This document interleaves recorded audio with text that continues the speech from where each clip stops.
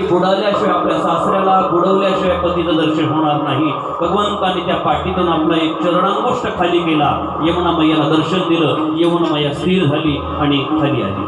तेव्हा कृष्ण परमात्म्याला घेऊन वसुदेवजी आणि यमुनेकडे येत आहेत. यमुना मैया पार करतायत. यमुना पार करत असताना भगवंताचं चिंतन करत वसुदेवजी येत आहेत. वसुदेवजी गोकुळामध्ये आले आणि वसुदेवजी गोकुळामध्ये आल्यानंतर यशोदा मैया झोपलेली आहे.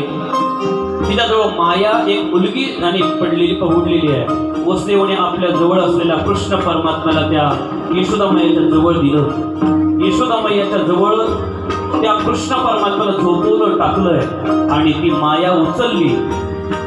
माया उचलली आणि गोकुळामध्ये माया उचलल्यानंतर ती माया घेऊन यमुना मैया पार करून आणि मथुरेला येऊ लागले.